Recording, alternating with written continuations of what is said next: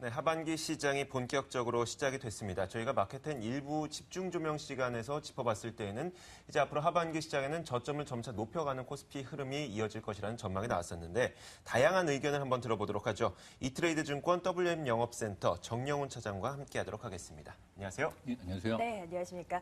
일단 수급 먼저 봤으면 좋겠습니다. 외국인 투자자들이 또 지난주 후반 들어서 쑥 들어오더니 조금 등 돌리고 있고요. 기관도 여기 동참하고 있는 것 같습니다. 어떻게 해석해야 됩니까? 일단 외국인 투자가들의 그런 매매를 봤을 때는 그 뱅가드 펀드 물량들이 일단락 되면서 적극적인 매도 물량들은 나오지 않고 있고요.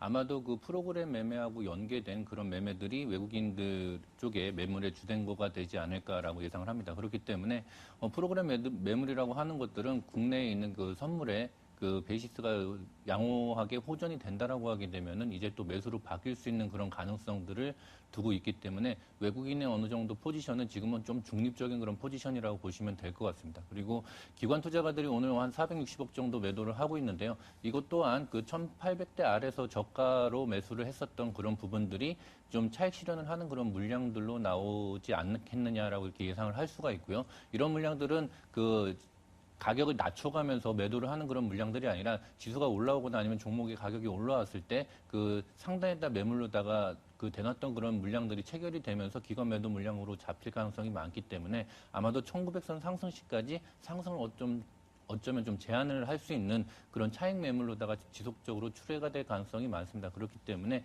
기관이나 외국인들의 주도로서 그 지수가 상승을 하기에는 이번 주보다는 좀 시간이 좀 필요하지 않나 생각이 됩니다. 알겠습니다. 외국인들이 매도해서 매수로 전환했다기보다는 매도해서 중립적인 의견으로 다소 시각이 바뀐 걸로 볼 수가 있을 것 같은데, 자, 여기서 외국인들과 기관의 앞으로의 수급 상황을 이끌어줄 것들이 바로 이번 주에 발표될 여러 가지 지표가 될 것 같습니다. 네.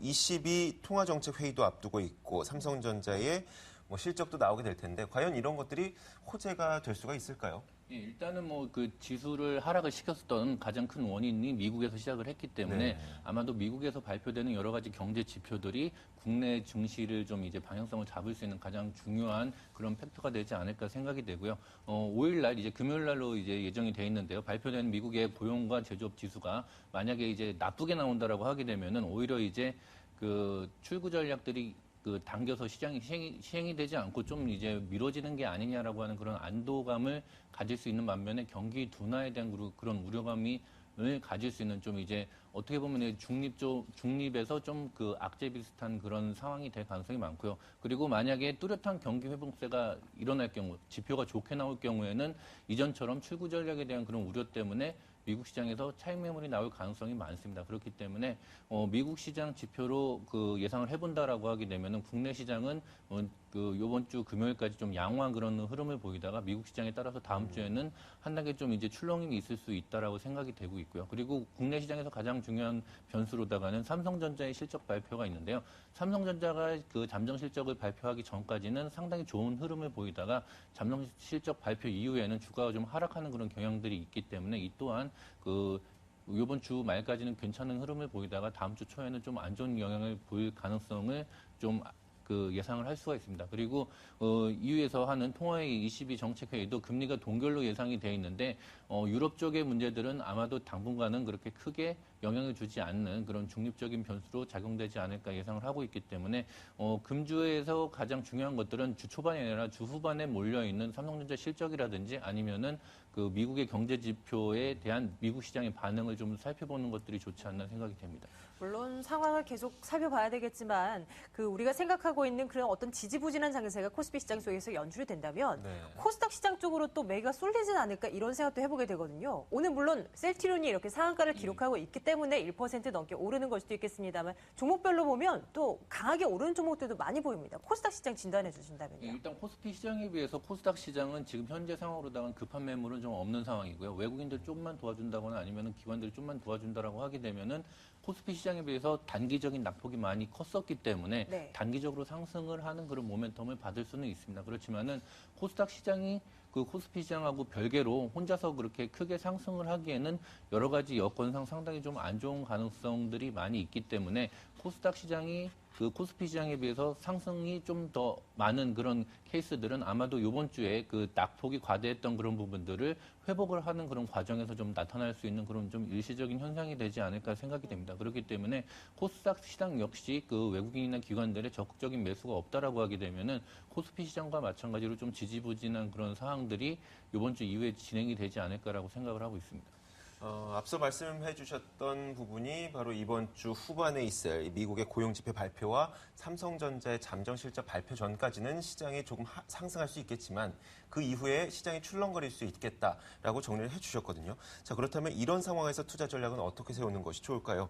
지금 뭐 다음 주 추가 하락이 조금 예상이 되기 때문에 아직은 좀 더 기다려야 된다라고 보십니까? 일단 뭐 이제 현금이 전혀 없으신 분들 같은 경우나 아니면은 뭐 이제 그 1,800 아래에서 저가 매수를 잘 하셨던 분들은 이제 좀 차익 실현을 하시면서 현금을 확보를 좀 하셔야 될 가능성이 그 현금을 좀 확보를 하셔야 될 것 같고요. 그리고 그 이번 주 내내는 그렇게 큰 변수가 없이 국내 시장이 양호한 조정을 보인다거나 아니면은 추가적인 상승을 했을 때는 뭐 지수보다는 종목별로다가 이제 등락이 좀 있을 수가 있습니다. 그렇기 때문에 아마도 이제 그 지수보다는 종목에 좀 집중을 하시는 단기 매매 전략들이 좀 유효하지 않을까 생각이 됩니다. 네.